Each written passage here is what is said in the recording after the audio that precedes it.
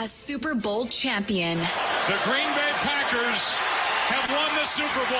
The Packers' all-time leading scorer. A game winner for Mason Crosby. It's time for the Mason Crosby Show with Mitch Nellis, presented by Verizon, the #1 network in Milwaukee, on 1250 AM and 105.7 FM The Fan, powered by the Potawatomi Sportsbook, and on the free Odyssey app.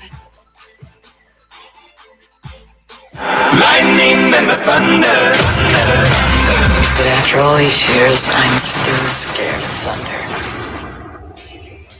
It's time for Middays with Thunder with Mitch Nellis.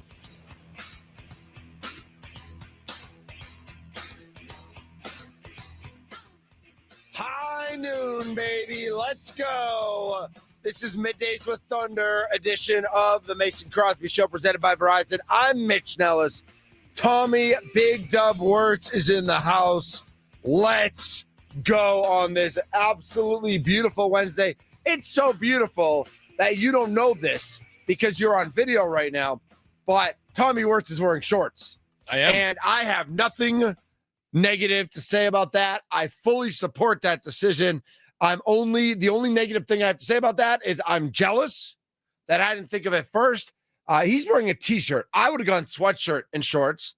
I don't know if he brought a t-shirt or a sweater in with him, but he's also a little bigger boned than I am, so he's got some natural heat going on. Oh yeah. I run hot. Run hot. Nothing wrong with that. This is the Mason Crosby Show. No Mason today. Like I said, Milwaukee Bucks big win last night at the Fiserv. I know it's only game 4 of the year, but it is fantastic. 121-111 victory.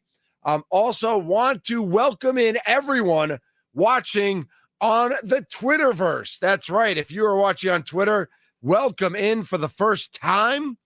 We've been on YouTube for a long time at WI Sports Radio. Yeah, I'll get that at some point. We are also now on Twitter at WI Sports Radio, streaming live on the video. So you can catch us in both of those places. Video, of course, you can still catch us on the audio throughout the Wisconsin Sports Radio Network. 99.7 FM WNFL in Green Bay, 1250 AM and 105.7 FM The Fan in Milwaukee, 93.9 The Game in Wausau, and 710 The Game in Duluth, Superior. Will they get mad at me if I say Superior Duluth? Like just to like Wisconsin, Minnesota? Is there like a rivalry? Or they like are Duluth Superior? Are they friends or are they friendly rivals? I gotta know more. Somebody text me to the Nicolay Law talk and text line 414-677-1250.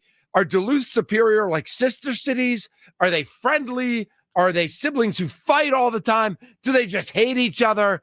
I gotta know what the deal is at the Nicolay Law talk and text line 414-677-1250. The World Series is even, 2 games apiece. The Blue Jays take care of business last night. We'll talk about that. Aiden Hutchinson gets a huge deal. We'll talk about what that means for the Packers and for Micah and for Miles and for our nephew Max as well, right? Nephew Max. 2 X's? Does he have 2 X's in his name? Double X. Man, if you're going to go double X, why not just go 3? Why not just go triple X? Like, let's go. Andy Herman, literally our best friend here at Andy Herman NFL Pack-A-Day Podcast. He'll join us at the top of the 1 o'clock hour. And then we just got to talk about the NCAA because it's just like such a mess. Everything going on there with the SEC now getting involved and athletes gambling, all those sorts of things. But I'm going to start with our Milwaukee Bucks. And I know we're on a statewide network now. And so I have to address this right away. I know that the Milwaukee Bucks, as hard as they have tried to be a state brand, are really a southeastern Wisconsin brand. I know there's Bucks fans in Madison. I know there's Bucks fans in Green Bay. I know there's Bucks fans in Marshfield. I know there's Bucks fans in Minocqua. I know there's Bucks fans in Ashwaubenon. I know there's Bucks fans all over the state. Eau Claire, La Crosse, Monroe. I mean, you know, I'm sure we could go with 100 more. Big, small, little, rural, urban, suburban, all the above. But I also know that the Bucks really are a southeastern Wisconsin brand. So we're not going crazy. We're not taking an hour to talk about the Bucks, but the Bucks were on national television last night. Like they were on NBC They were also on Peacock if you don't get NBC anymore. But they were on national television last night. A restart is rescheduled for should I postpone that? I'm going to postpone that. And I just think that we need to give them their due because Giannis was unbelievable. The game was awesome. The Knicks had 71 points at halftime and scored 40 in the second half. The defense was great. I know it's not even November yet, and we're not excited about what it means for the Bucks. Yes, if the playoffs started today, they'd be the 5 seed. No big deal. And I don't know if did we get Bob Costas's open into the system, or can we play that from, no? Okay. All right. So we have that on Twitter, so we'll find that. I wanted to play Bob Costas' open. We'll get to that. But Giannis also talked a bunch after the game. Giannis was an absolute beast last night. Giannis put people in the spin cycle. Giannis is dunking in transition over people. And he's doing things that like young Giannis did that I feel like he hadn't done in the past couple of years, that he took it a little softer. And I don't know if he's coming out stronger because of whether it's trade rumors or whatever it might be. I don't know if how that's gone. His mental makeup, and we have some quotes, so we'll get to that. But watching the game last night, he has a huge dunk at one point. He has a huge block, then a dunk midway through the third quarter as they come back. Again, down by 12 at halftime, not looking great. The second half of the second quarter was awful, and they come back, and he yells as the Knicks call timeout. He goes nuts, and he essentially says, this is my city. This is where I am. I'm not anywhere else. I'm not going anywhere else. And will he go somewhere else? Yeah, he probably will at some point, right? He probably will at some point. And that's okay. Like, you're allowed to do that. He's not beholden to Milwaukee forever. But he sure looks like he is all in right now with our Milwaukee Bucks. Tommy, it was awesome to watch last night. You're talking about this, right? Shooting threes this season. Practice! Giannis says no! Back the other way, Trent. Giannis inside! At both ends!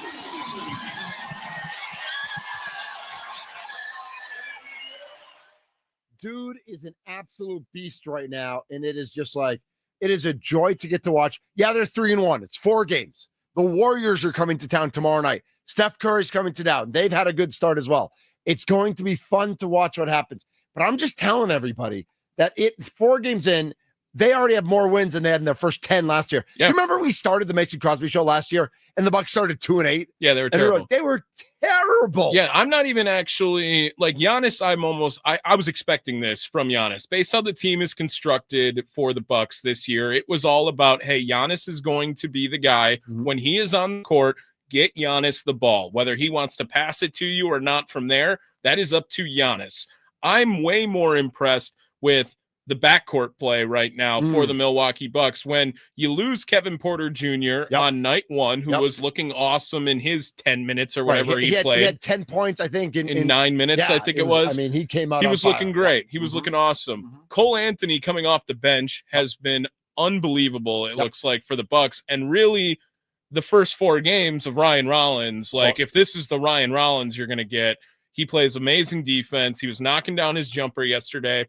And the role playing of Derry Bird, where he's 3 for 5 from 3 yesterday, and that's all he's taken. Like, this Bucks team is constructed so beautifully around Giannis. It is surround him with shooters, surround him with speed and athleticism. And energy. And this team did a fantastic job at adapting to the style of NBA basketball that is successful in today's game, I think, Mitch. 36.3 points per game for Giannis, 14 rebounds per game, 7 assists per game. He's tied with Cole Anthony for the lead in assists. Ryan Rollins at 4.3 a game.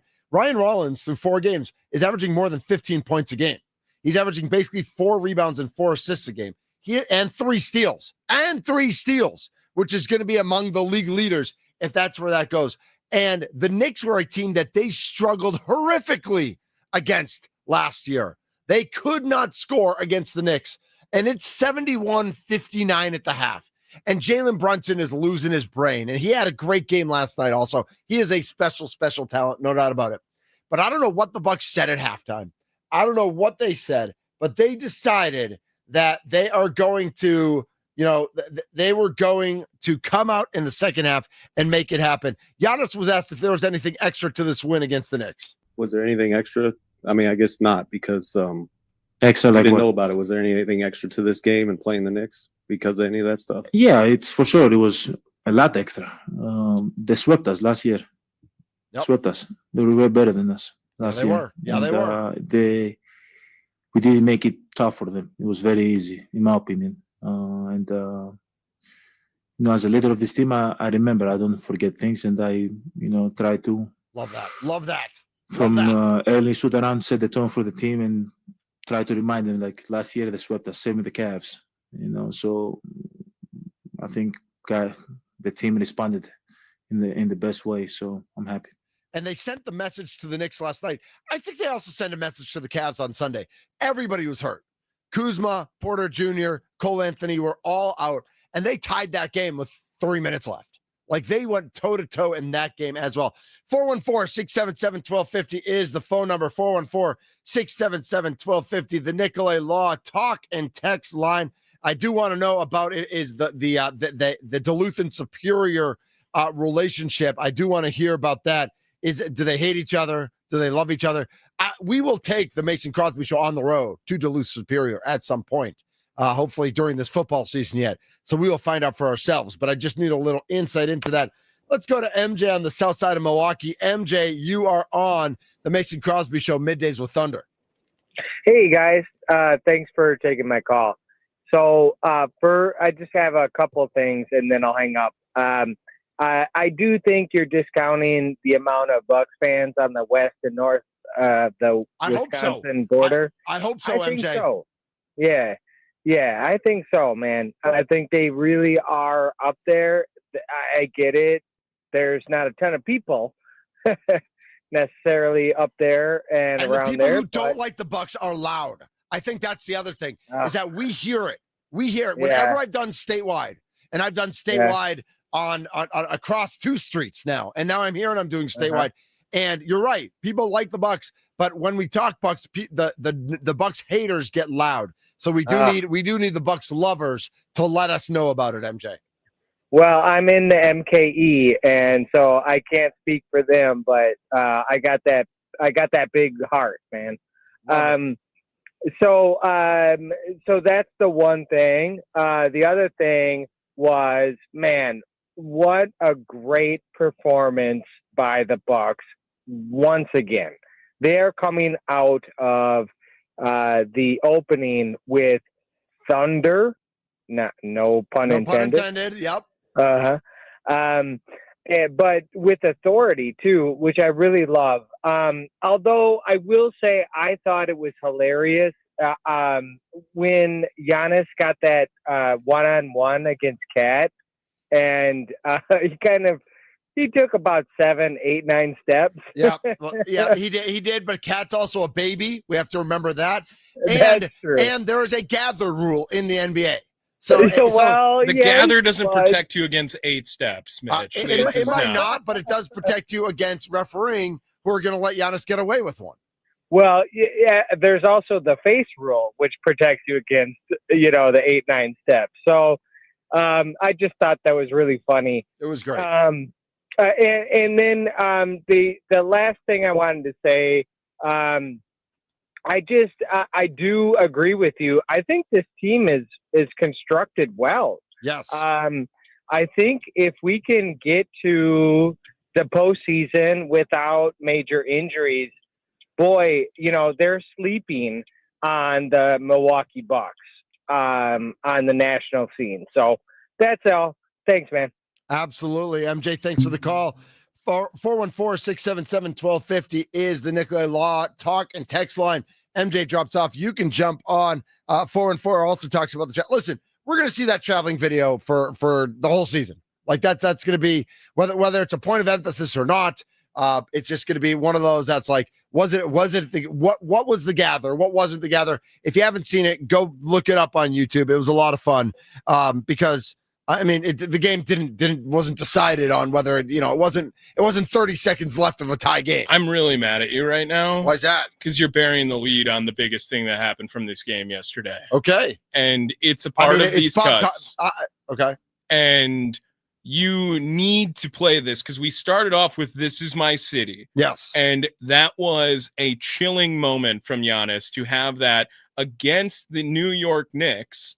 And this was the primary destination, according to rumors. According to Shams. If there was going to be... The lying liar who lies from ESPN. If there was going to be any action and any movement of Giannis Antetokounmpo in the offseason, the preferred destination was the New York Knicks. And I don't know if it was from the Bucks media or the New York media, but he was asked. Who asked the question? Yep. Okay. Asked about rumors to the New York Knicks. And this is one of the first instances in which you can feel and hear Giannis pretty much decline them, in my mind. Yeah, Giannis, there was going back to the ESPN report from earlier this month, part of it was that if you were traded, you'd prefer to go to the Knicks. Who said that?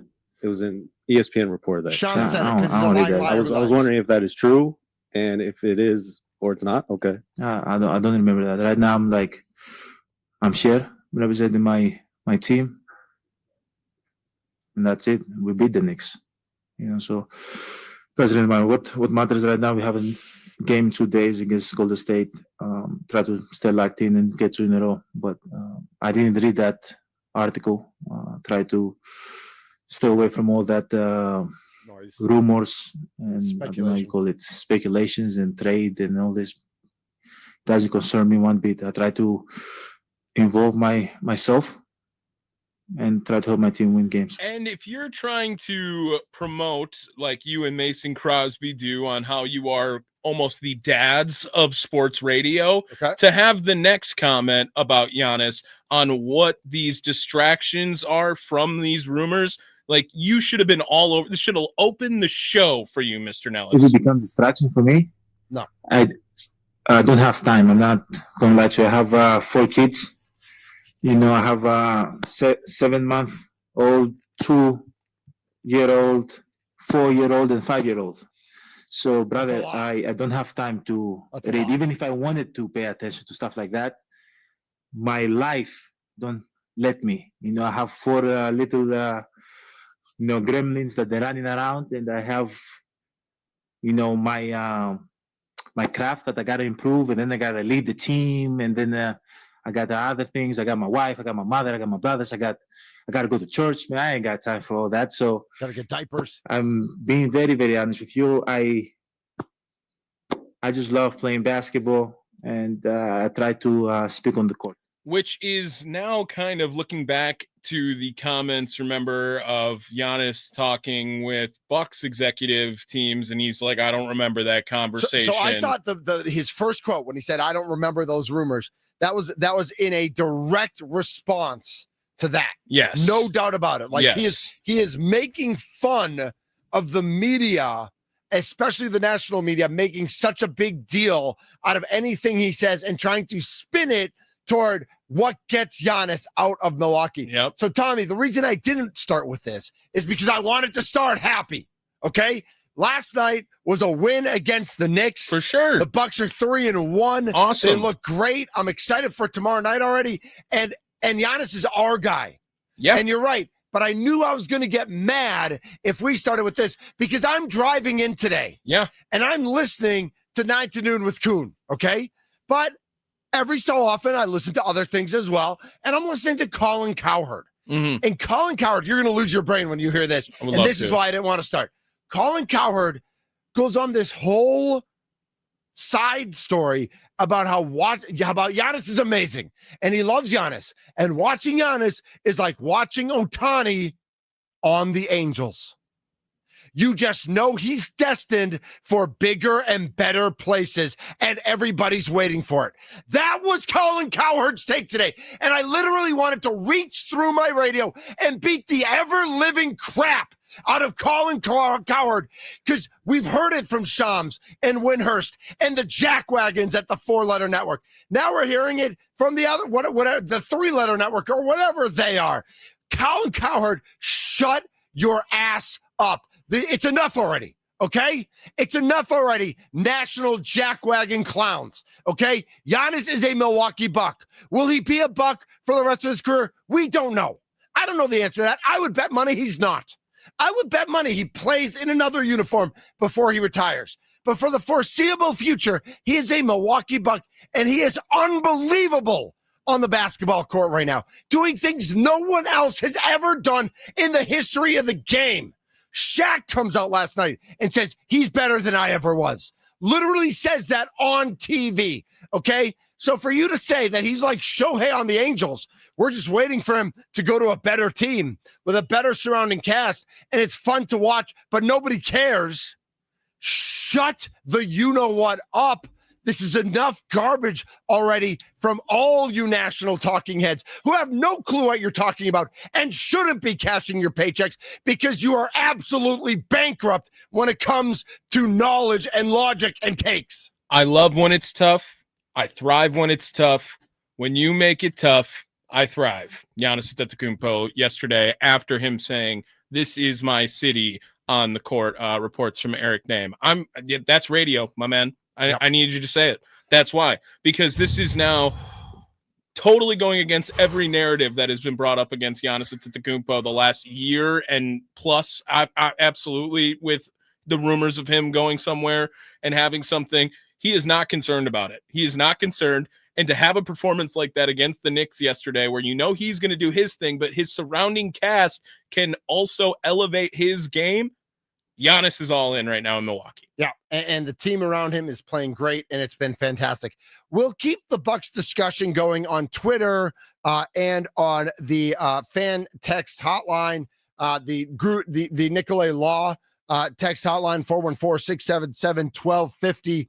You can text in or you can chime in on our YouTube channel or on Twitter. You can comment on our video. I'm not exactly sure how you do that on Twitter. If you're watching it, is there a comment section? I haven't explored the live Twitter enough. Today, of course, our first day on live Twitter. But we're going to switch gears. I want to talk a little bit about Aiden Hutchinson, Micah Parsons, TJ Watt, Myles Garrett, et cetera, the highest paid defensive ends in pro football. So we'll talk a little ball, a little oblong pigskin when we come back. And again, if you have Bucks comments, if you have things you want to talk about with the Bucks, we can keep that conversation going. But let's talk a little Aiden Hutchinson, who signs a 4-year, $180 million deal, 141 guaranteed. My name is Mitch Nellis, a.k.a. Thunder. Tommy Wirtz is here. It's a Human Wednesday for Mason, but this is the Mason Crosby Show, presented by Verizon.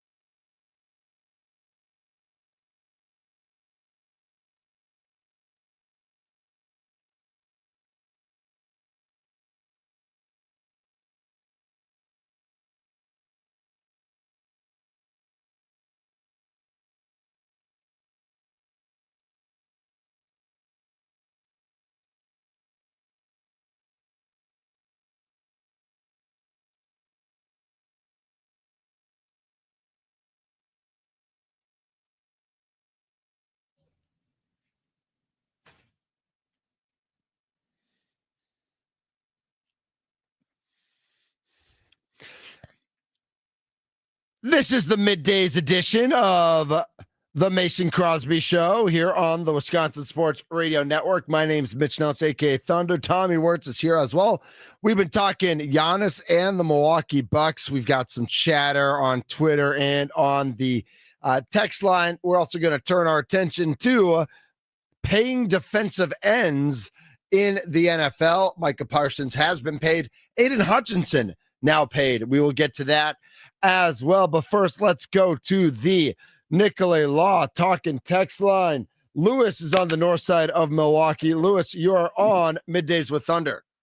What's up, fellas? I love the Giannis rant. I mean, I had to let it loose. I didn't want to start with it. Tommy's a little mad at me that I didn't.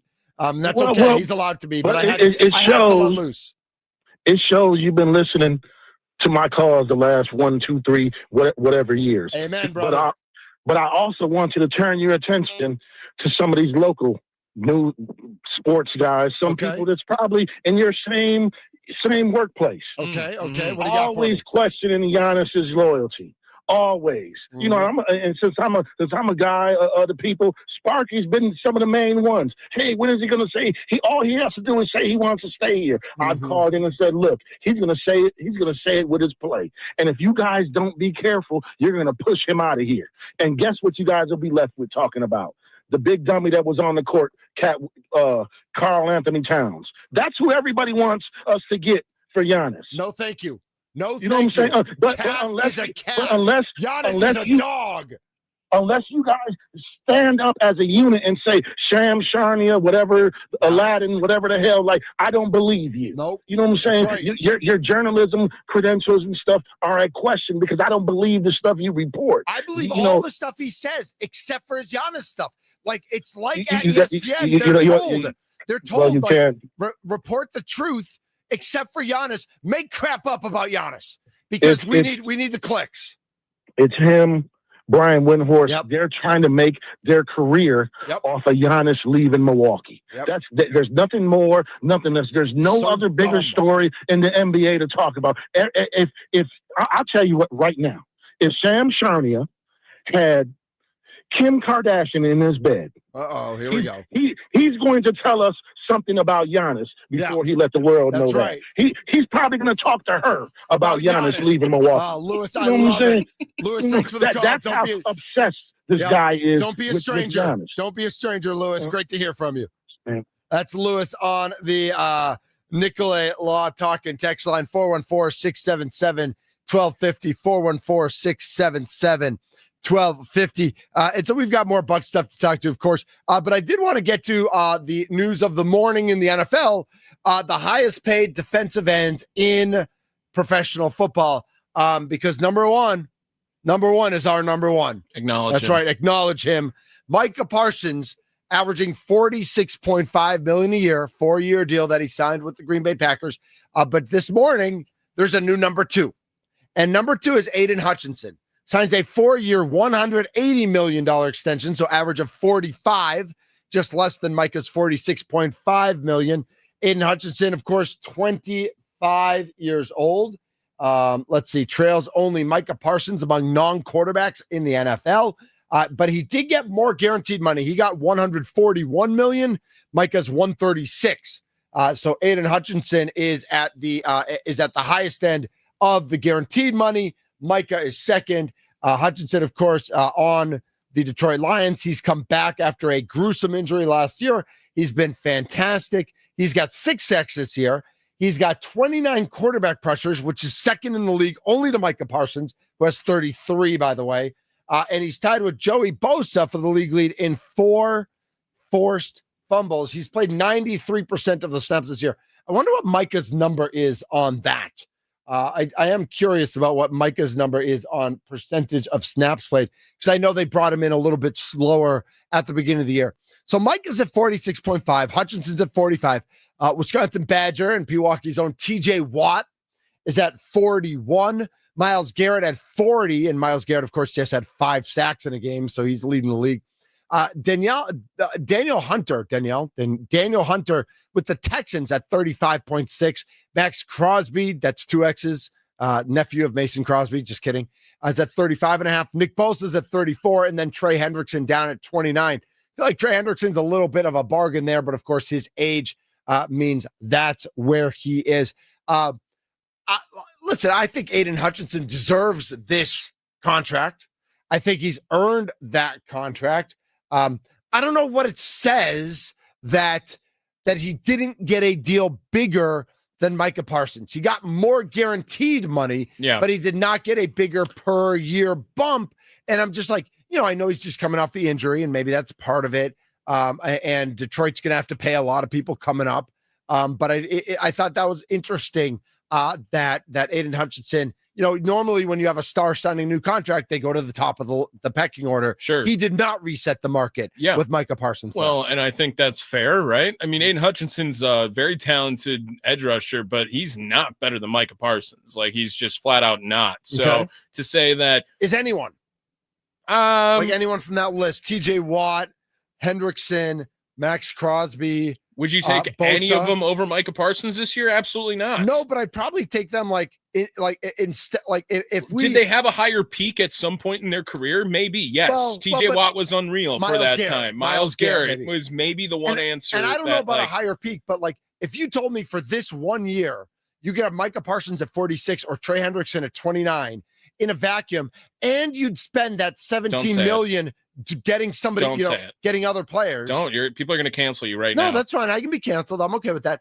Like, I would say, listen, Trey Hendrickson at 29 is a good deal for the Bengals. No, I sure it's a good deal for the Bengals, sure, but absolutely not worth paying Micah Parsons $20 million more over Micah Parsons. But I think these guys, like, you give me Parsons, Hutchinson, Watts older, Garrett, and Crosby. You give me those four guys, and they're mostly interchangeable, not completely interchangeable, but all four of those guys you have to game plan for. You have to, but the game plan is way more extensive on Micah Parsons. He lines up wherever he wants to line up. Wherever he's blitzing from middle linebacker position. No, not where. I'm saying then who. He's more like you have to plan more for him than who? Than Hutchinson? Than every name you just named. Yes, he is going to be on the field in all different positions. He's all over the place. Right. I think those guys can play all over the place too. No, Trey Hendrickson has never once lined up for I'll bet middle Garrett has, and I'll bet Crosby Aiden Hutchinson has not. And Garrett is definitely not. He's an on the line guy always. Like, no. I think was Parsons on the line guy every down with Dallas? No, he was moving around. He was in that like amoeba defense role, like 100%. Like the deal. Okay, yes, I can get with you on Trey Hendrickson's $29 million is probably a steal for Trey Hendrickson. Right, sure, right. But as far as want anyone over Micah, absolutely not. I think we agree with that. Yeah. That conversation's done. Okay. The conversation is, is Micah Parsons clearly better than Hutchinson, Garrett, and Crosby? Maybe not Miles Garrett, but I still think he is better. As far as clearly better, every other name you named, yes. Clearly better.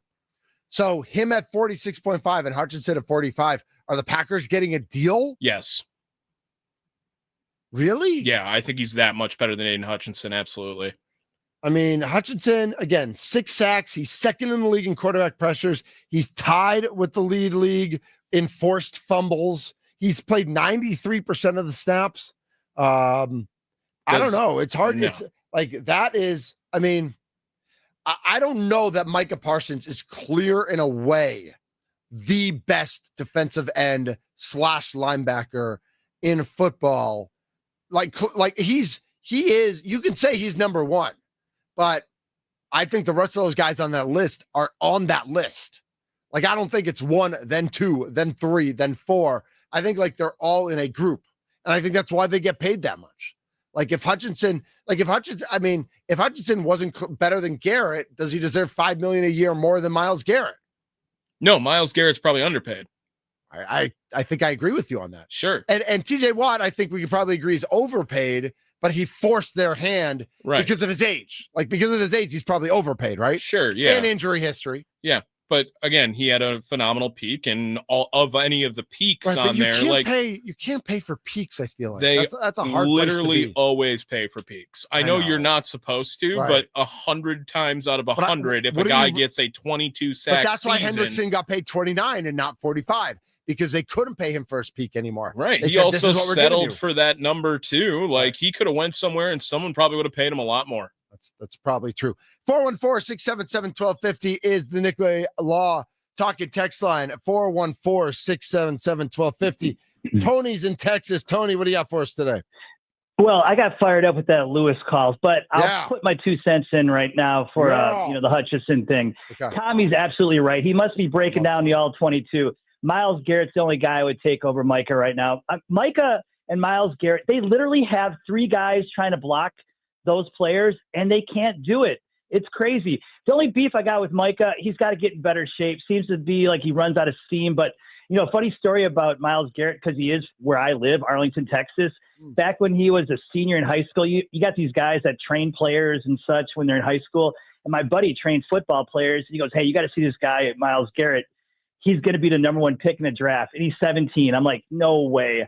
And I meet this guy, and I'm like, holy cow, this kid was a Greek god at 17. So, shout out Myles Garrett, man. Yeah. But, hey, let's talk about the Bucs. Anytime Ben Stiller's tweeting about your player, you got to talk about this. What did Ben Stiller say? He goes, I don't know, Giannis, oh, man. One of those, just because he's a Knicks fan. Yeah, oh, my gosh, yeah. Listen, we all know that Rashawn Gary said Jordan Love is him. And we also know that on the NBA landscape right now, Giannis is him. That's it. That's the list. Maybe Wemby. So there's a lot of sports going on. October and March are my 2 favorite months, Mitch, for sports. Yes, sir. And, I love that. This World Series, by the way, this World Series is compelling. We're getting to the World Series next. It's the next segment, I promise. But I'm trying to figure out, all right, do I watch the Bucs? Do I watch the World Series? Okay, so I'm trying to figure out, but Giannis has got me thinking maybe I'll watch, the Bucs a little bit, Yeah. So when players are playing, I want to see them play. I don't want to see this load management. Yep. Giannis is all talked about it last night, right? That's why I love Giannis. He wants to win.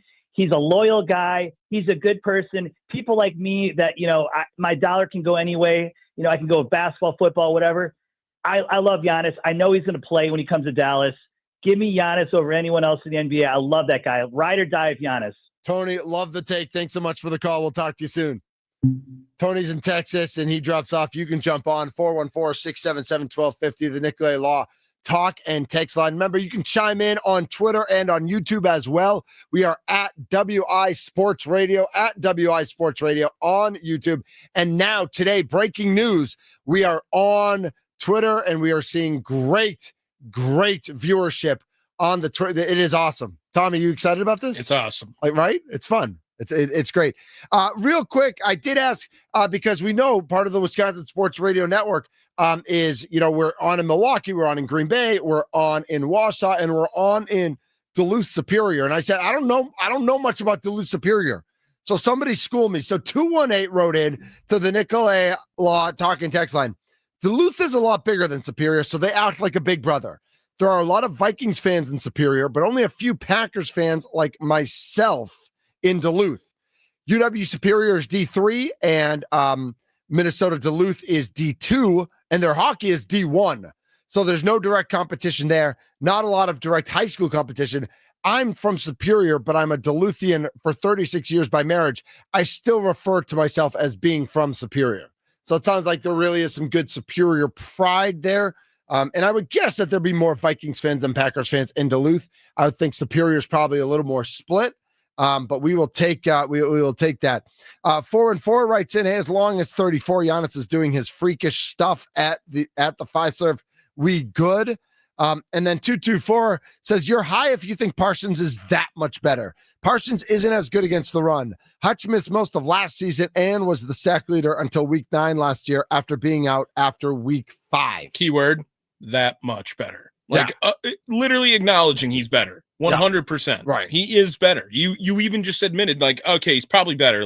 He is better than him. 100% should be getting paid more than Aiden Hutchinson. And that's my question. And I think we agree. Parsons is better, but he's not that much better. Is that $1.5 million? Right. That's right. better. Yes. Sure. Better. But how much more better do you want? Percentage-wise, it's a low percentage. Right. Percentage-wise, 1.5 out of 45. I don't know what that is. You could. Right. Yeah. Right. I'm just saying, that's not that. That's not a crazy amount. It's like he's getting paid $60 million. No. So again, validating the point even more, they are getting a bargain for Micah Parsons. Yeah. And I think we can agree it's hard to say bargain at 46.5. Sure. But compared to Hutchinson getting 45, and let's see what the next guys get, right? Let's see who's next. Are there any rookie deal? Jared Verse is going to get a bag. Verse is going to get a bag. Yeah, yes, he's going to get a bag. Was he supposed to be this good? They liked him, right? He was like a guy that could have been a number one, top 10 pick kind of thing. And then I think the Giants guys aren't up for deals yet, but they're gonna get bags, right? Yeah, maybe, but they got paid. Like Brian Burns got paid Did already. He? What's he get? He's not in the top 5, as you just said there, but yeah, he's got a bag I wonder already. if he took his bag too early. Nick Benito got his second contract. He's a guy who just gets sacks. He's a sack merchant. Yeah, so this is the Mason Crosby Show, Middays with Thunder edition. It's Human Wednesday, so no Mason today, but I am here. Tommy is here, and we're going to turn our attention to the World Series when we come back. Game 5 tonight, Game 4 last night. The Blue Jays did not go away. They said, you know what? We might have lost an 18-inning game, but we're not done yet, to steal a line from my good friend, Josh Albrecht. Some World Series talk coming up right here on the Wisconsin Sports Radio Network. My name's Mitch Nellis, a.k.a. Thunder. He's Tommy Wirtz, presented by Verizon.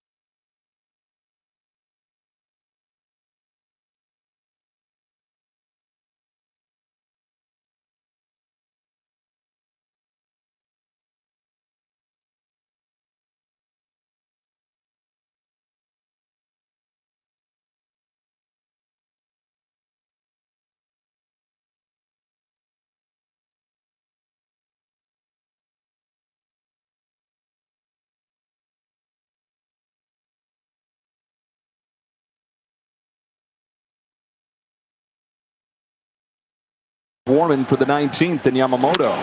There's a fly ball to deep left center field. Headed back there. It is gone. Vlad Jr. gives the Jays the lead.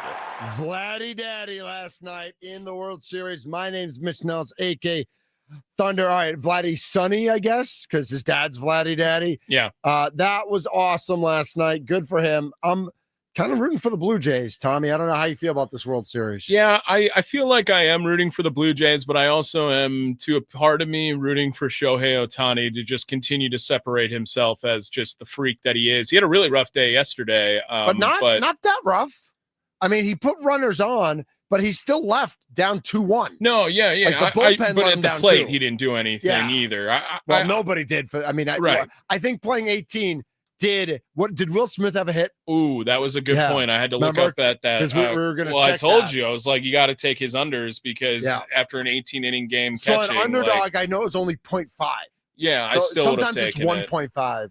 I definitely would have taken it at 1.5. So yesterday, Will Smith, he did have a hit. Oh, man. Okay. Mhm. All right. I'm glad I stayed Oh, away no. from that. That was the 18-inning game. What am I doing here? The game from Last yesterday. 6-2 Blue Jays. 6-2.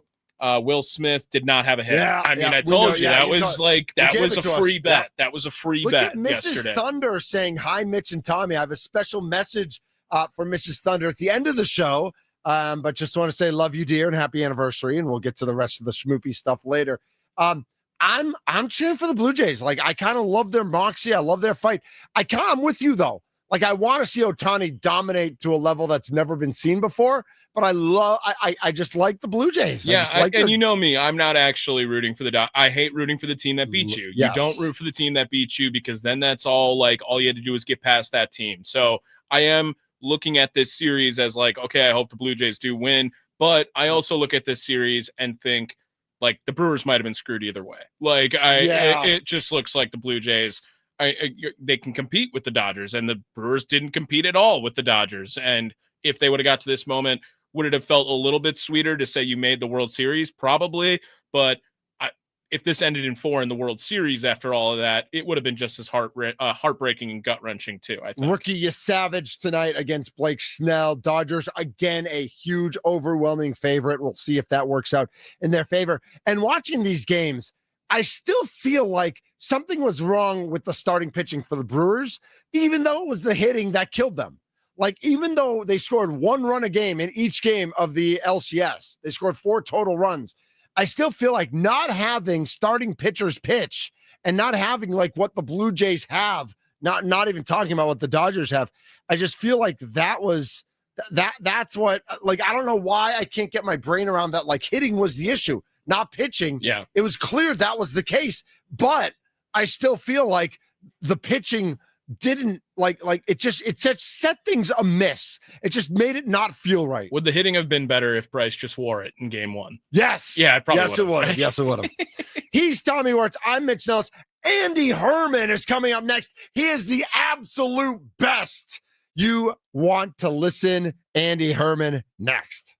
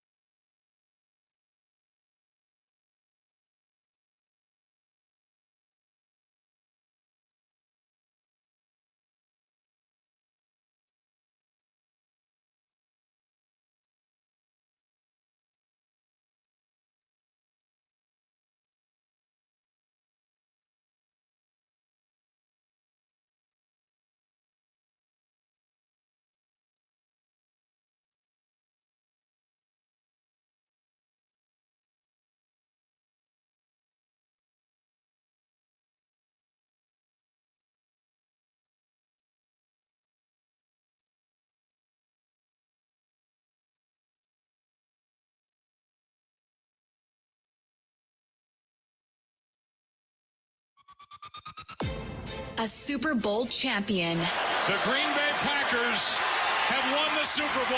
The Packers' all-time leading scorer. A game winner for Mason Crosby. It's time for the Mason Crosby Show with Mitch Nellis, presented by Verizon, the official 5G network of the Green Bay Packers, on the Wisconsin Sports Radio Network, powered by the Potawatomi Sportsbook, and on the free Odyssey app.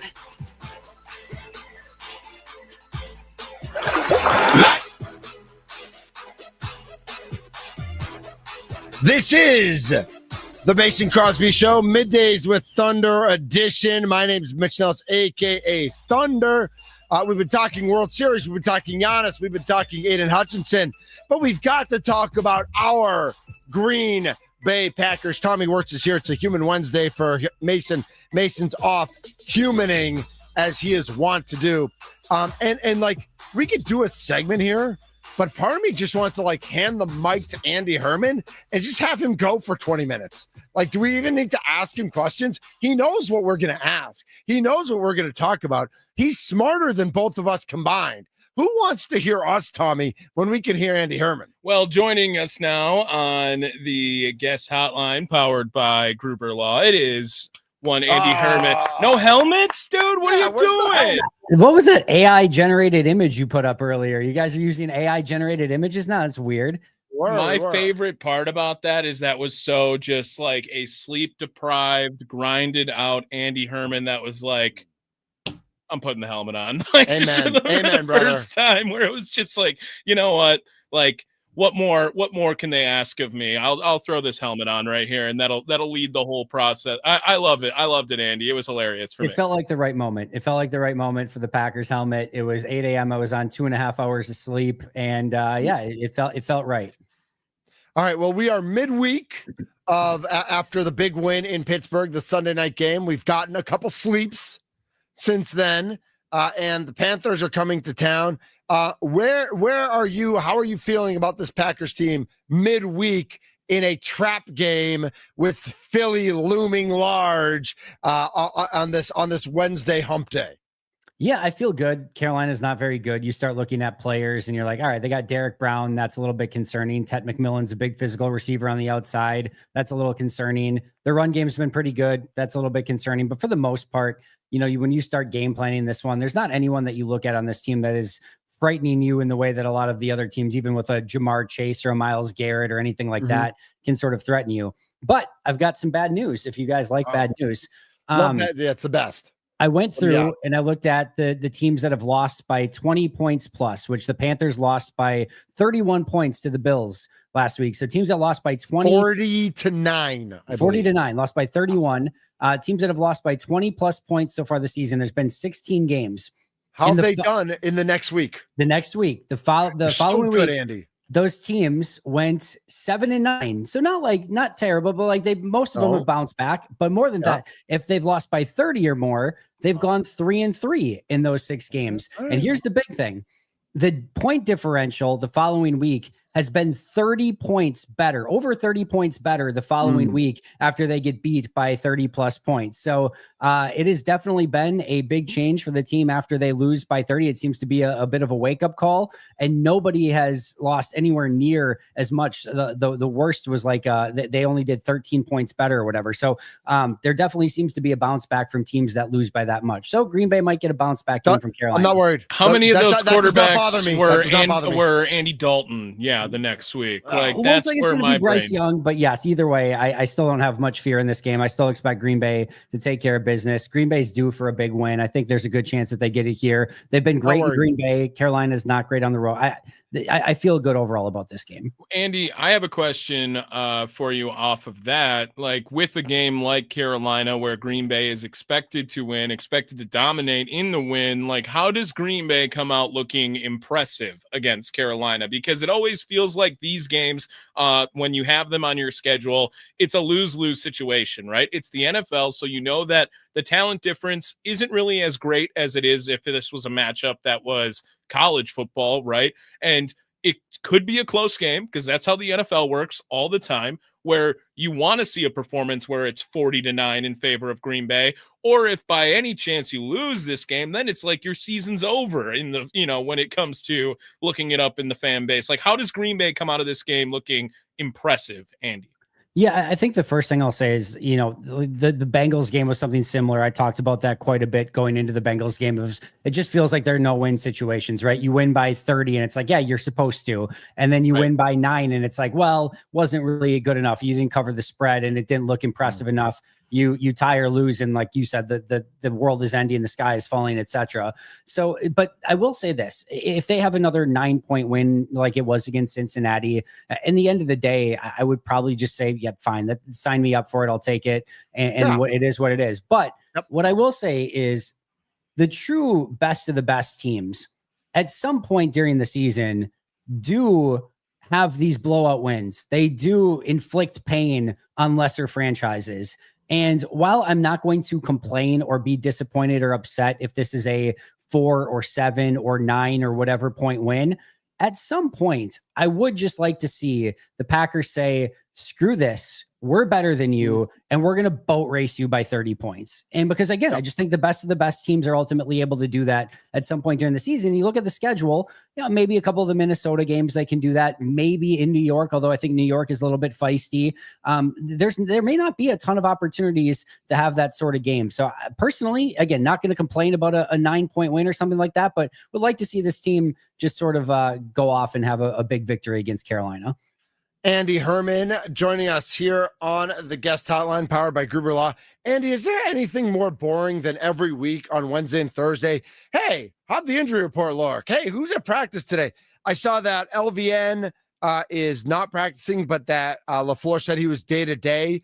Wicks is not practicing. Nyman's not practicing, but that Jaden Reed was working in a rehab group today, which like, do we get excited about that? What's your take on the injury news? Yeah, I mean, I think Reed doing anything is still a positive. I still put like December time frame kind of for Reed, but the more that he's able to do and just kind of stay in shape and do everything he can to get back, the better. So I think there's a positive sign there. We did also hear from Matt LaFleur today that Marshawn Lloyd is nowhere close to returning, which seems crazy because it's been a long time and the dude's just had a billion injuries, and you're expecting he was going to get at least activated to open that 3-week window sometime here, and does not seem like that is going to happen at all. So that's a bit of a disappointment. Wicks and LVN not practicing, a bit of a bummer, but Wicks is probably in that kind of week-to-week phase, and like you said, LVN day-to-day. And then we did learn that Brandon McManus was kicking today, and then like you said, Nick Nyman, he probably is going to be out for a while from what it seems like as well. So I would say overall, positive injury news. If there was one, kind of blow, it was just finding out that Marshawn Lloyd is nowhere near returning, which sucks. Is he in danger of career over, or career with the Packers over? Like at some point, do they just cut and move forward? Well, if Emmanuel Wilson's going to play like that again too, right, Andy? I mean, he had a phenomenal day. The Packers couldn't get anything going in the run game, and then they throw in Emmanuel, and he found something. I mean, man, he's the man. Yeah, Emmanuel Wilson's been really good. Chris Brooks is that, really nice third down back that can help you in blitz pickup and things like that. What I'll say with Marshawn Lloyd is there is zero benefit whatsoever of doing anything this season. You're already paying him. He's not taking up a roster spot. He's on injured reserve. And in the 2 training camps that he's participated in, he's been phenomenal. He's looked absolutely spectacular in both of those camps. So there's literally zero benefit to doing anything right now.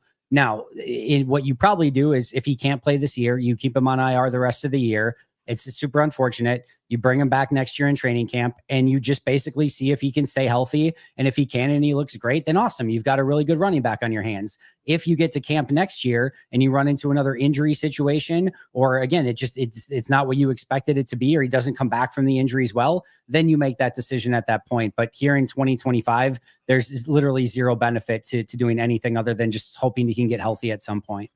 Andy, I have a question relating back to the offense here, and Jordan Love coming off maybe his best game as a Green Bay Packer, maybe the best game he's had. If not that, it's the best game he's had since Dallas in the first round of the playoffs. Yep. And yesterday, Matt Schneidman was on with Inside Wisconsin Sports, and he had pretty much claimed that this Packers team doesn't have an identity, but it might be a benefit for this team that they don't have an identity. And when I think of that, I look at teams where Philadelphia, right? They pound the rock. That's what they want to do. The Kansas City, they are going to have Patrick Mahomes run their offense and do whatever he wants to do. And those are teams that have had that put away game where it is like the Panthers had no shot against the Bills because this is Josh Allen's offense. Do you think the Packers need to find a way to lean into Jordan Love becoming the identity of the offense a little more, or someone else on this offense at least, in order to take that next step into being considered very serious contenders? In general, yes. I think this is Jordan Love's team. I think he's the straw that stirs the drink, and I think you probably need to lean in a little bit to that right now. I would generally agree with Matt in the fact that I think if they were the run offense that they wanted to be right now, and they could just be multiple in everything that they do. And basically, if the other team is playing two high safeties and this team could just run the ball super effectively, awesome. We're going to be a running team today. Oh, you're going to play single high safety and you're going to try to stop the run. Awesome. We're going to be a passing team today. And almost just, being able to do anything you want at any time based on what the defense is doing. I think that does have the ability to be a benefit. However, this run game has been basically abysmal and has not been as good as it needs to be. It's been extremely inefficient. And I've gone on a couple of rants this week already of, I know, and there's certain plays unquestionably that have been some really bad play calls and been very vanilla and uncreative. And a lot of the second and long runs, you've got to figure out something a little bit better there. But if this team just ran the ball better, all of these complaints of like, oh, I didn't like that play call. Well, if they picked up 5 or 6 yards on that run play, you would have probably liked the play call a whole heck of a lot more. Or like, I don't like that they're starting with the run game. Well, if they started with the run game in these games and the run game was working really well, then guess what? You probably aren't too upset with it. And later in games when they've been up big and it's like, well, this team just takes the foot off the gas. Well, if they were running the football well and were able to pick up a bunch of yards on the ground, you wouldn't be saying, well, why are they running in that situation? So I do think you have to coach the team that you have. And right now, this is a better pass offense and a better Jordan Love team than it is a Josh Jacobs team. But in an ideal world, you get that run game going, you're more multiple, and you're able to do whatever it is that the defense doesn't want you to do. Andy, I want to ask you now, I'm going to let you choose your own adventure. Do you want to talk about Tucker Kraft or Christian Watson next here? I want to talk about both. Let's talk about Tucker Kraft first. I just love how he played, obviously, in this game. I'm glad that he's getting his flowers, especially from a national audience. Just some numbers here. Remember that Tucker Kraft has played in one less game than a lot of these tight ends. First of all, he had 7 for 143, 20.4 yard average and 2 touchdowns this week. PFF's highest graded player this week, not graded tight end, graded player this week. He is now 3rd in receiving yardage behind both Tyler Warren and Travis Kelce, who both have had one more game than he has had so far. He's tied for 2nd in touchdowns behind Dallas Goedert and tied with Jake Ferguson. He is 1st in yards after catch with 336, ahead of Tyler Warren, who, again, has had an additional game than him. He's 1st in EPA, 2nd in yards per route run behind only Dalton Kincaid, 3rd highest graded tight end by PFF, minimum 200 snaps behind only Sam Laporta and Trey McBride, 2nd highest receiving grade by a tight end by PFF behind only Arondé Gadsden by 0.1 points. And he is just freaking fantastic, a leader, a captain on the team. And I love watching absolutely everything he does. So yeah, I'm can all you in come on more Tucker prepared next time when I ask you a question about Tucker Kraft, please? Can I'll you do come my more best. prepared? I'll do my best. Yeah. And now how about Christian Watson? Because it looked like he was in mid-season form against the last week against Pittsburgh. And to have that, we knew it last year. We knew it the year before that. Even when he is not available, this is a completely different offense when he is available, Andy. And just the threat of, hey, that's a guy who can beat us and he can get behind us pretty quickly. Like adding that to this offense, it completely changes everything, it feels like, Andy. It really does. And there's just so much he brings to the table, whether it be that deep threat. We saw the big play down the field he had, short intermediate, that play before, I think it was halftime to help them get in field goal range right along the sidelines was a huge one. And then, just his ability to the blocking on the outside on the one Tucker Kraft play was fantastic. It just did absolutely everything. And the fact that this guy comes off of major ACL and MCL surgery, and that's what he looks like in his first game back. I now understand why everyone that was asked about him for the last 4 months is like, yeah, he looks amazing. He's ahead of schedule. He looks incredible. It's like, yeah, he looks like prime Christian Watson in his first game back off of ACL and MCL surgery. It's astounding how great he looked. And if that's his first game back, I'm so excited to see what that's going to look like. If you would have asked me over under on the snaps that he would have played at like 25 in his first game, I would have hammered the under, and he played 35 snaps in his first game. Just a really, really impressive performance. So really happy news, Tucker Kraft and Christian Watson. But at some point, the offensive coordinator and Matt LaFleur have to put their hats on and realize that there's one football to go around. And we've heard it all over every podcast, every sports radio show this week, everywhere. How are they going to have enough balls for MG? Like, what are we going to do with MG? Jordan's talking about it with Kay Adams yesterday. And then there's Romeo Doubs. And then there, we mentioned Jaden Reed back on the practice field, probably not coming back for another month plus, but back on the practice field today. Dontavian Wicks not playing. When everyone's healthy, and yeah, that's a luxury to have. How do they figure out, how does Jordan get the ball to everybody? How does the offense scheme? Do you just throw it to the open man? Do you have to make sure everybody gets theirs? How do you deal with the egos of what could develop as this team gets better and better and more explosive offensively, but with no clear-cut number one after Tucker Kraft? Yeah. It's an interesting conversation. It's a fun conversation. I would just point to a couple, Peter Bukowski, which I hate to admit, pointed out the first one. Randall Cobb, his rookie year, 25 catches, 375 yards, and 1 touchdown in the entire season. Jordy Nelson in his first season, 33 catches, 366 yards, and 2 touchdowns. He followed it up in year 2 by having 22 catches for 320 yards and 2 touchdowns. Like, it just takes Devontae too. Devontae right? was, Devontae too, obviously, yep. It took some time to get going, had a really rough second year, and people wanted him cut at that time. Right here on the Mitch Schnella show across the street, I literally said, you have to release him. I literally said that on the air. I really appreciate smart. your honesty, Mitch Thunder Nellis. Yes.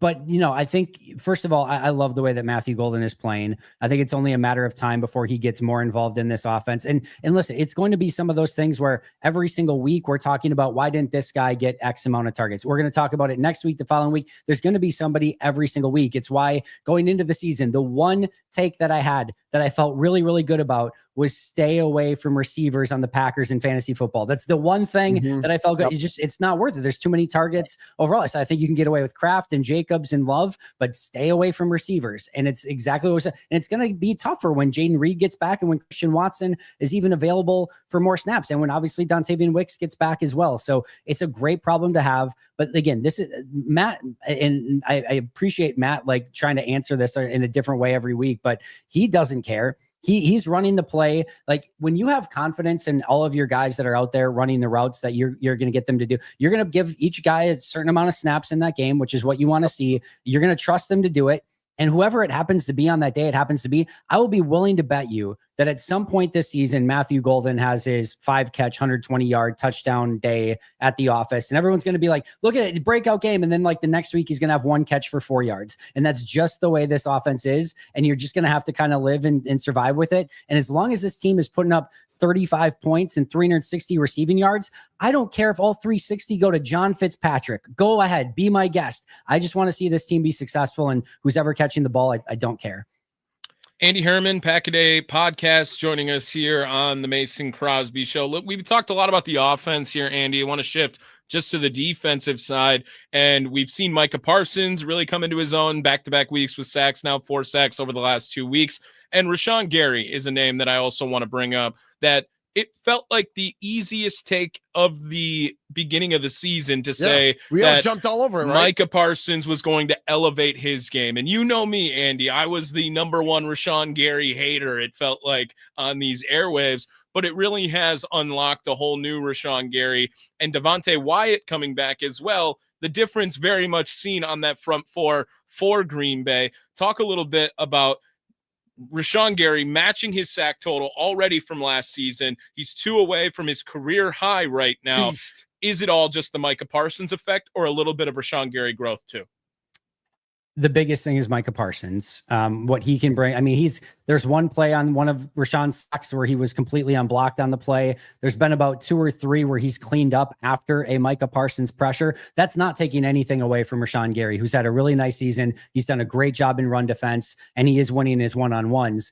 if there is no Micah, now Rashawn is the guy that's getting all that extra attention, the double teams, the chips, things like that. He's not getting the free blocks. He's not, or the unblocked plays. He's not getting some of those cleanup sacks after the pressure by Micah. So Micah is 1A. But Rashawn still had a really good season. He's still doing his job on the other side. And I still think there's opportunity for all of those guys, especially with Devontae Wyatt coming back as well. You have that presence on the interior that can get home quickly. And now those guys screaming off the edge with that interior pressure as well. It just makes it so that there's nowhere for the quarterback to go, or giving them that extra hitch to step up and maybe find one of their checkdowns instead of getting, completely nuked by Micah or Rashawn Gary on the edge. So I think it has the opportunity to get better. But to me, this starts with, I think, first of all, DeMarcus Covington's done a really good job with this defensive. Colby Wooden playing out of his mind in comparison to years past. Brooks has had a solid year. And then you also just look at Micah Parsons, who's just, as much as any of us could have possibly expected Micah Parsons brought,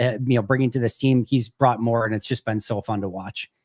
Andy, as much as it sounds like this, Tommy and I did not plan that he gets to ask all the good questions and I get to ask all the bad questions, but 2 words, 9 letters. Nate Hobbs. What do you do? Yeah, I think Green Bay showed what you do. You bench him and you play Carrington Valentine. I did not see that coming. I thought there would be probably a rotation maybe at that spot where Valentine and Hobbs switch off. But this is a team that loves competition sometimes. And I thought that they were in the right by playing Carrington Valentine. I thought Valentine responded very well, had that huge pass breakup on DK Metcalf. And even the plays that he gives up, it just feels like he's there battling, competing. It just doesn't always feel that way with some of the other corners. So I thought it was the right I didn't move. mind the pass interference on the tight end. Like, I didn't mind that at all. Like, he made sure he didn't catch that ball after being completely boxed out. No, for sure. I just love the way that he competes. He's got the right demeanor for corner. I thought it was the right move. I think Nate Hobbs will get his name back in the conversation at some point. I think Nate Hobbs can play a lot better football than what he's played so far. But in that moment, that game, it was the right move, and I think it paid off for him. Reaction to Hutchinson signing that deal with Detroit.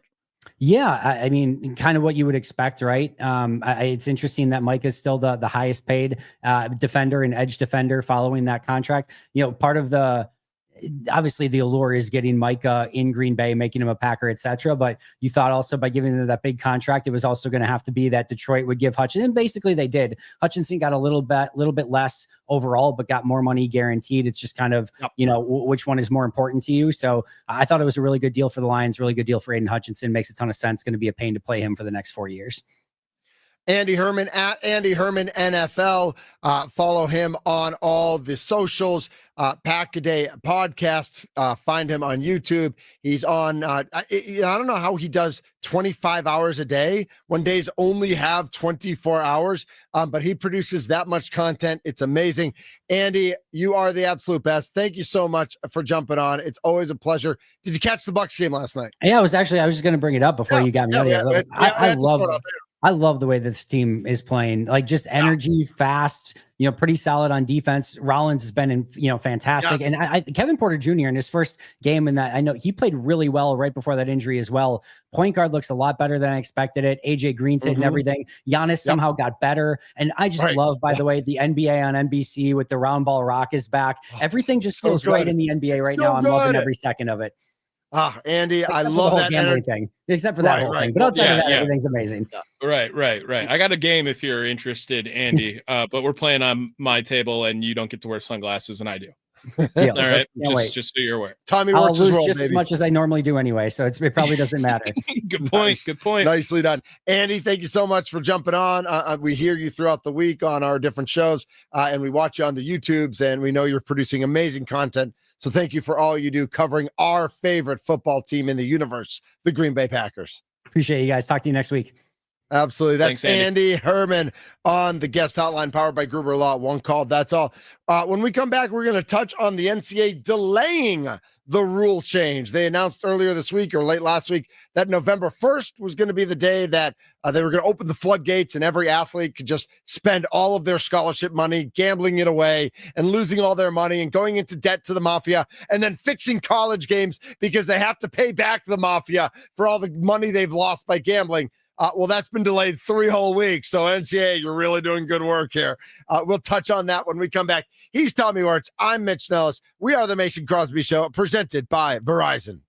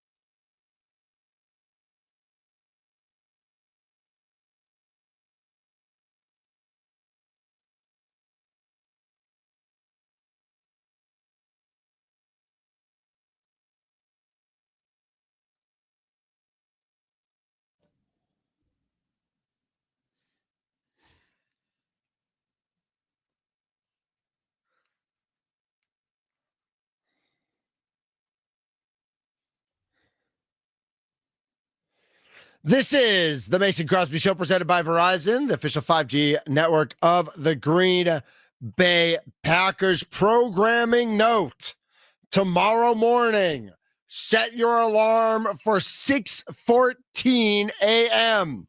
because Packers fans, you will want to tune in as Green Bay General Manager Brian Gutekunst joins Trevor and Josh on Inside Wisconsin Sports at 6:15. So set your alarm for 6:14. You actually can set your alarm to wake up to the app. Whatever app you're listening to this station on, like in your alarm, you can set different apps to wake up to. On Android. At least. I don't know. I only have an Android. I assumed Apple's so much better than Android at everything that this would be done. This was like done 10 years ago by Apple. But tomorrow, 6:15 a.m. on the Wisconsin Sports Radio Network, Brian Gutekunst will be on Inside Wisconsin Sports with Trevor and Josh. It is must listen to. I'm sure we will react to it throughout the day, but you're going to want to hear it live. You're going to want to hear it first. You can hear it right here first, and you can also watch it on our YouTube channel and on Twitter at WI Sports Radio. That's at WI Sports Radio. And a big shout out to everybody joining us today on the socials, on YouTube, and on Twitter. Our first day on Twitter on video, and it's been a resounding success, I would say, Mr. Tommy Wirtz. Yeah, it looks really good right now. It sure does. You know what doesn't look good? Ooh. The NCAA. Oh, good segue. But then again, Tommy, it's a day that ends with Y. Yeah. So that's pretty par for the course. So the NCAA had announced that they had a rule change that will allow athletes and athletic department staff to bet on professional sports. Already a terrible idea. Continue. Horrible idea. Yeah. This was due to go into effect November 1st. Oh, that's almost like this week. It's like 3 Saturday, days away. right? Saturday? Yep, Saturday. And I believe like October 13th, the SEC and Commissioner Sankey of the SEC drafted a letter, and it's signed by all the SEC athletic directors. It got delivered. NCAA announced that yesterday, or SEC announced yesterday that they were opposed to this, and it needs more research, needs more study. The D1 board voted today, yesterday, so it must have been yesterday evening after the show, to push back the effective date of the sports betting legislative change, moving it from November 1st to November 22nd, one day after the close of a membership rescission period. A rarely used rule allows 30 days for each D1 school to vote to rescind a proposal if it is adopted by less than 75% of the D1 cabinet. The original vote to approve was under that threshold earlier this month. Greg Sankey sent a note to the NCAA president Charlie Baker on Saturday expressing his concern. This is insane. And I don't want to talk too much about it today because I feel like this is Mason's bread and butter. Like, sure. I can't wait to hear Mason's take on this whole thing. But just like on its surface, like when I went to break just now, all right, I'm a college kid and I play at Arizona State, and I bet on the Arizona Cardinals football game, and I lose, and I don't have the money. And granted, like with legal gambling, it's on your credit card or it's in a bank account or whatever.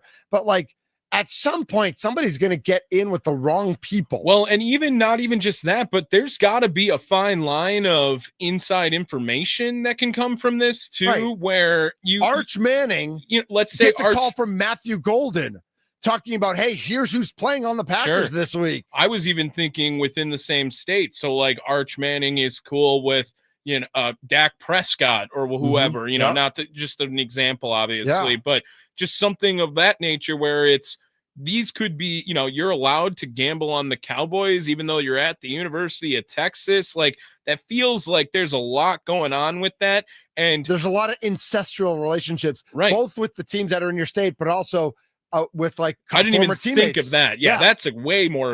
That's a way better point, in my opinion. My college roommate for 3 years is a rookie in the pros, and I'm a senior in college. Yep. You don't think I have all the inside information on earth now? Yeah, and there's what are we doing? So at the same time, the NCAA also sent out another memo in regards to the 5th year of eligibility. Did you see this as well? So It says that no fifth year of eligibility is coming anytime soon, meaning through the 2026-2027 Like they're school shutting year. that down. There will not be post-COVID? any fifth year. Well, not the COVID years. It is So strictly no fifth year at all? It is strictly a 5 for 5, 5 years of eligibility, Okay, 5 years got of playing. It is not red shirt. You can't red shirt and be there 5 years. So you can it is still red shirt. They want people to be able to play as a freshman through senior year and a grad year. Or Okay. whatever it might be. You might still be included into undergrad schooling, but regardless. So you can play 5 years now? No, they're saying that this is not going to happen. But you this can is redshirt and still play 4 years, yes, right? But this is something that a lot of people are trying to push for because they're because of all saying the grad transfers and stuff like that. not just that, but the fact that less and less people, like through 2013, 45% of degree seeking undergrads finished within 4 years. Actually, they're saying it's taking longer, and that it's something that Brett Venables in Oklahoma is really fighting for, is to get a 5 for 5 rule where athletes would have 5 years to use 5 seasons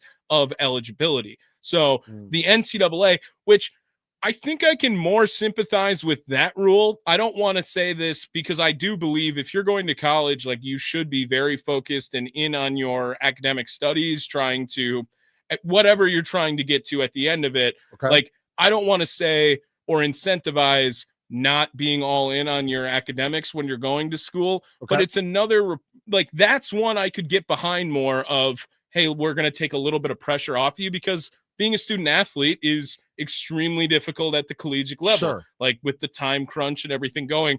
But to have, like, thinking of it from this perspective, Mitch, where the NCAA is more likely to let you gamble on professional sports, which is not far removed from the NCAA now anymore with how much they're getting paid. Right. You are going to be able to gamble on sports before we're going to actually care more about you completing your school and being a student athlete at the same time. Tell me it's not a business without telling me it's not a business. I also think this has an impact on, graduation rates in college sports are measured in that 4 or 5 year window. Right. I've never liked that. Like, when I first heard about that, I never liked that. I took 6 years and I'm not an athlete.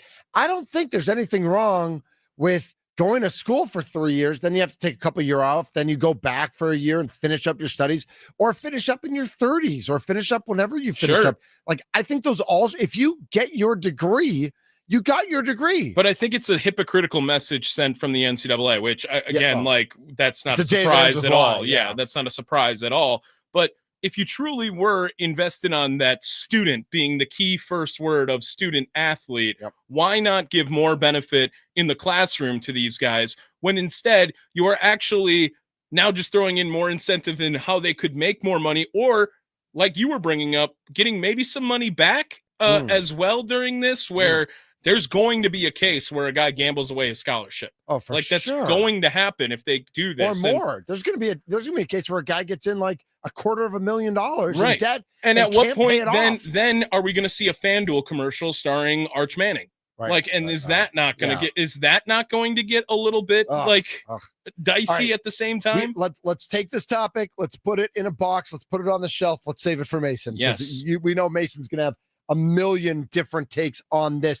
Let's get to Thunder Watch. Let's get to a bunch of text messages that we have in the Nicolay Law Talk and Text Club. 414-677-1250. 414-677-1250. We will recap the show and get the Thunder Watch next. Here, it is the Mason Crosby Show. No, Mason, it's Middays with Thunder today. We're still presented by Verizon. We're still in the Wisconsin Sports Radio studios, powered by the Potawatomi Sportsbook. And we are still talking sports with you. And I'm still Mitch Nellis, and he's still Tommy Wirtz.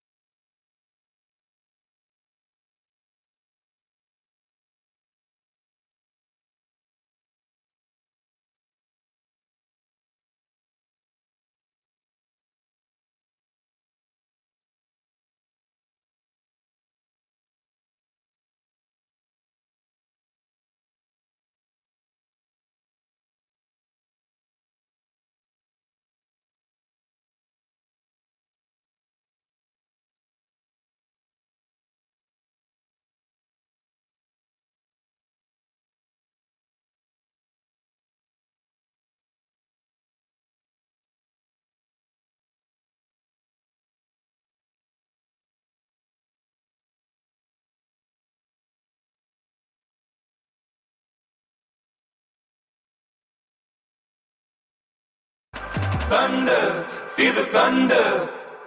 Lightning and the thunder, thunder, thunder, feel the thunder. Lightning and the thunder, thunder, thunder, feel the thunder. This is the Mason Crosby Show presented by Verizon. I'm Mitch Nellis, a.k.a. Thunder, wrapping up this beautiful Wednesday. Mike, hump day. Give ourselves a little extra time. I want to get to break, actually, when we're supposed to, so we don't just have like 3 minutes for the final. So I wanted to listen to this. It's the Knicks in the Bucks, the NBA on NBC. Next.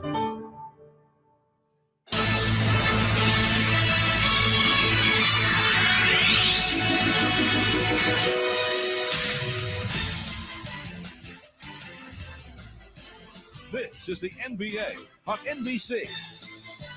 And Peacock. I should have said and Peacock. That would have been great. Does this do anything for you? Can I tell you what it does for me? Yeah. I can't not think of Saturday Night Live. Them like singing it. Basketball. Right, yes. Yeah. That's all I think of. I don't think there's anything wrong with that. Which maybe that's a good thing, but yeah. again, like that's what I think. I don't think when I hear that, I don't think NBC basketball. I think Saturday Night Live, Jason Sudeikis. I think that's fine. Yeah. I think that's great. I know what it's from because of that. Right. I'm sad that you were born too late. And so it's really your parents' fault. Yeah. Because it is so iconic, and it gives me such chills all over my body when I hear that, both as a Bucks fan in the 90s and as a Celtics fan in the 80s. Every big game, every Tommy Heinsohn call, just every Saturday afternoon, you were watching NBA on NBC. Like we had 6 channels. So you were not, everybody was watching NBA on NBC. Everybody. If there's an opposite of Thunder Watch, it's NBA on NBC. Oh, I remember the day when there was only 6 streaming services, Mitch. Oh my God. Oh my God. Nicely done. All right, before we get to Thunder Watch as well, I want to send a heartfelt happy anniversary to my far better half. Oh yeah. Mrs. Thunder, you know her, so you can vouch for that. Far better. Way better. She is awesome. She is beautiful. She is intelligent. She's my everything. And as Tommy correctly guessed, well, you kind of knew. It's an educated guess. Number 19, 19th anniversary. So next year's a big 2-0, I guess. Nice. So we'll have to figure out something for that. But I love you, dear. You're the best, and thank you for everything. And he talks about you all the time. So I mean, I can vouch for that as well. That Mrs. Thunder does not. There is not a day Mrs. Thunder is not brought up in this building. So that's right. I can vouch for this. He's not just putting on some face. That this is so it's real. It's so real. Obviously real. So obviously real. 414 texts into the Nicolay fan talking text line. Glorious about the NBA on NBC theme song, and John Tesh, and just like, he's just like, so, he's iconic for this. It is absolutely fantastic. We should probably get to some Thunder Watch, Tommy. Ooh, I'm glad you brought it up because, by the way, throw Nate Hobbs on right away. Just throw him on. I don't know where else we're going to go. We finished last week's show, and as we finished the show, somebody texted in, is it Nate Hobbs on Thunder Watch? And we both looked at each other and were like, that was the most obvious pick ever. Well, and then he gets benched. We also didn't have Chris McIntosh on there yet, and that felt like the most obvious pick ever. But I feel like we have some candidates to come off Thunder Watch this week, big time. And we're looking at the Milwaukee Bucks organization because we have John Horst, Doc Rivers, Jimmy Haslam, and Kyle Kuzma still on Thunder Watch. And I feel like one of them has to come off this week. Well, if you watched the game last night, the unbelievable defense that Kuzma played on Karl Anthony Towns, who is a cat, not a dog. I know he's not the offensive player we want him to be, and he's never going to be. It feels like that role is less needed from him more than ever now at this point. And the defense is needed because he played big last night, and they don't really have a big after Miles Turner. So if he can do that against some bigs, especially soft ones like Cat, I'm taking Kuzma off of Thunderwatch. Well, and I can do that for you. This is Thank your you, list sir. overall, Yeah. but it feels like John Horst with the, putting together this team and what it has done through four games. Don't forget that. Right. It's 4 games. But it has given a season of hope through 4 games already. As opposed to 2-8 last year. And do you remember 2-8? 2-8 was rough. Was that good? 2-8 was rough. Is 2-8 a good start, or is that a bad start? It felt really rough last year. And now the Bucks already 3 wins on the season with a roster that looks like it is constructed perfectly around the centerpiece of the organization. All right, so Kuzma's off, Horst is off. Okay. All right. So just to update you on the list then, Bisaccia, Fickle, Haslam, Rivers, McIntosh, Nate Hobbs. Fickle, who? Hammond? No, who'd you say? Haslam. Okay. I think everybody else can stay on. Anybody new that needs to go on? I mean, the Nate Hobbs pick is really nice. That one feels pretty obvious. Do you know what's going to be here before you know it? Next on Monday? Do you know what starts Monday? No. Actual college basketball. Like Campbell is at Wisconsin. Nice. The UW Green Bay is at Kansas. Shock the world. Can we go to that? Doug Gottlieb, shock do the you world. think Trevor can get us on the plane? He knows all the people at UW Green Bay. Yeah. I mean, I'd be down to go watch them lose by 40. I think it'd be great. Wait, what's the spread? What's the spread? I don't know if we know that yet. I think I'm going to look. Have it. I'm going to look. All right. So I'm going to guess. Kansas is ranked 19th to start the season. The Badgers are ranked 24th to start the season. Looking right now, dude, no way that's the number. What, like 12? I'm looking at it, and it looks like it's not quite up yet. Okay. But the predicted score is like 70. I think it's like 16 right now. Is the spread? That could be about right. No, that's just way too low. I mean, it is, but it's the first game of the year. You feel each other out. All those things. Let's see. I don't think it's live yet. Okay. I don't think it's live yet. Marquette also plays Monday night. They host Albany. Albany will be in Milwaukee.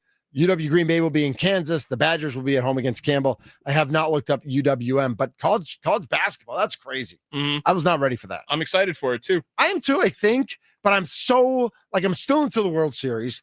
I'm still obviously I'm way into pro football. Real quick, before we get to break here and end the show, we've got, let's see, 414, very disappointed about Marshawn Lloyd, who we talked about with Andy Herman. That's a bummer. Also went out and bought a Blue Jays hat. Interesting. Just loves wearing hats, has a Brewers hat, but felt like he needed one. It's a good color scheme. Yep. 224 wants to know who will be better in 2 seasons, Hutchinson or Parsons. Hutchinson can get better. Parsons isn't going to get much better. Brenton Franklin says that. I don't know if I believe that. I don't know. I don't know enough about Hutchinson, but I think they both pretty much they're both. Listen, they're both dominant. They're both awesome. It's all good. Steve Sparky Pfeiffer's coming up nuts with Charlie Usen. Cannot wait for that. Mason's back tomorrow. And remember, tomorrow at 6:15 a.m., Brian Gutekunst, Inside Wisconsin Sports, right here on the Wisconsin Sports Radio Network. Our thanks to Andy Herman. Tommy, good stuff, buddy. Love you, Mitch. Love you too, bro. Love you, Mrs. Thunder. Happy anniversary. This has been the Mason Crosby Show, presented by Verizon.